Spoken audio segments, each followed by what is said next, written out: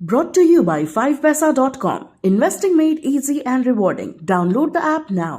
नमस्कार, आप देख रहे हैं बिस्तक की स्पेशल रिपोर्ट। मैं हूं रजत देवगन। आज बात करेंगे एक ऐसे इंडेक्स से जुड़ी कंपनियों के बारे में जिसने इस समय बाजार में जबरदस्त पकड़ बनानी शुरू कर दी है। जी हां, बाजार ने अभी हल्की करवट ही ली है, लेकिन ये जो सेक्टर है ये बिल्कुल आउट परफॉर्म कर गया है। मैं बात कर रहा हूं ऑटो इंडेक्स की। आप देख रहे हैं बिस्तक पे हमारी स्पेशल रिपोर्ट, लेकिन एक और स्पेशल ऑफर है आप लोगों के लिए और वो है 5 पैसा की ओर से। डाउनलोड कीजिए 5 पैसा ऐप, जिसका लिंक डिस्क्रिप्शन बॉक्स में दिया है। टाइप कीजिए कूपन कोड LT150 और पाएं एक्साइटिंग ऑफर्स।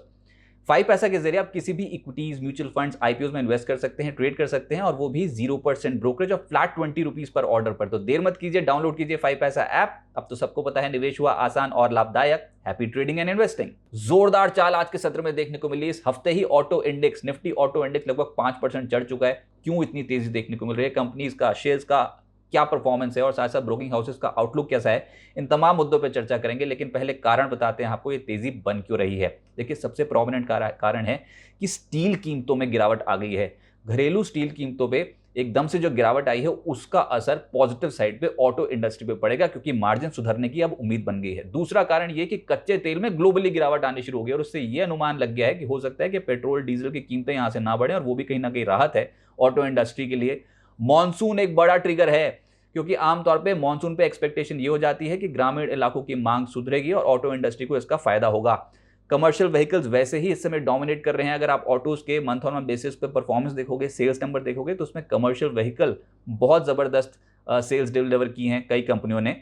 ऊपर से अब जून महीने में एक्सपेक्टेशन यह है कि पैसेंजर व्हीकल और एसयूवीज की सेल्स भी बहुत बेहतर हो सकती है। इसका अनुमान इससे भी लगाया जा सकता है क्योंकि जून महीने में जो डिस्पैचेस हुई हैं फैक्ट्री से, यानी कि जो गाड़ियां बनकर डीलरशिप्स के पास पहुंचती है, उसमें लगभग 25% की ग्रोथ जून महीने में देखने को मिल सकती है। तो अनुमान यह है कि जून के आंकड़े जो आएंगे वो भी बहुत बेहतर रहेंगे। तो ये तो हो गए ट्रिगर।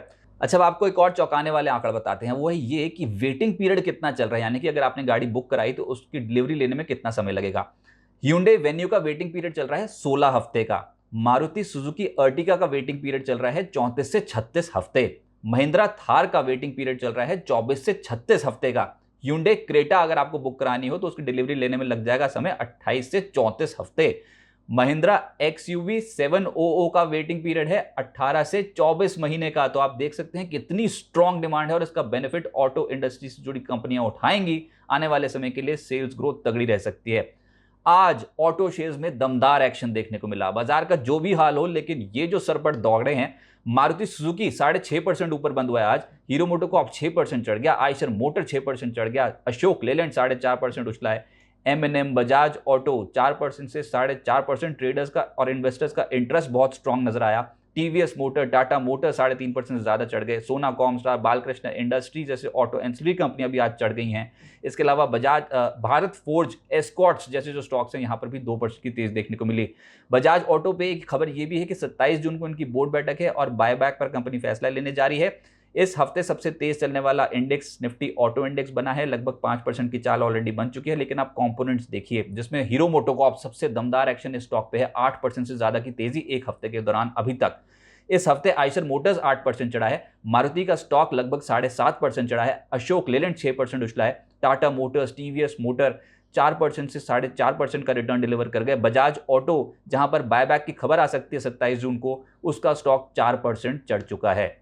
ब्रोकिंग हाउसेस की कमेंट्री क्या कहती है? दो स्टॉक्स पर ब्रोकिंग हाउसेस कमेंट्री बहुत स्ट्रांग है और उसमें पहला है hero MotoCorp. Bank of America की जो रिपोर्ट आई है हीरो मोटोकॉर्प पे, उसमें उन्होंने न्यूट्रल रेटिंग से बढ़ाकर अपग्रेड कर दिया है, बाय रेटिंग दे दी है। हीरो मोटोकॉर्प को लक्ष्य दे रहे हैं 3000 का।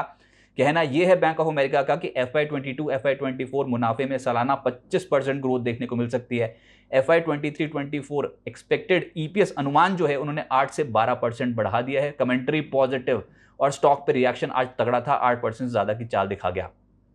ब्रोकरेजेस, अलग अलग ब्रोकिंग हाउसेस मारुति सुजुकी भी बहुत बेहतर टारगेट्स निकाल कर लेकर आए हैं, क्योंकि ये जो पैसेंजर व्हीकल्स, जैसे हमने कहा कि डिस्पैचेस स्ट्रांग देखने को मिल रहे हैं जून महीने में, और उसका बेनिफिट कहीं ना कहीं मारुति सुजुकी उठाएगी। ऊपर से एक्सपेक्टेशन ये है कि हो सकता है कि इनके मार्जिन सुधर जाएं इस क्वार्टर में जो नतीजे डिलीवर करेंगे। कच्चे माल की कीमतें एकदम से टूटी हैं, तो उसका असर हो सकता है कि मारुति, क्योंकि देश की सबसे बड़ी कंपनी है, ये इसका बेनिफिट उठाएगी। जेफरीज बाय रेटिंग लेकर चल रहा है, लक्ष्य है 10,250 का। यूबीएस बाय रेटिंग लेकर चल रहा है, मारुति सुजुकी पे लक्ष्य है 10,000 का, और मोतीलाल ओसवाल भी बाय रेटिंग लेकर चल रहा है, लक्ष्य है 10,000 का। तो देश की सबसे बड़ी ऑटो कंपनी पे ही ब्रोकिंग हाउसेस पॉजिटिव हैं।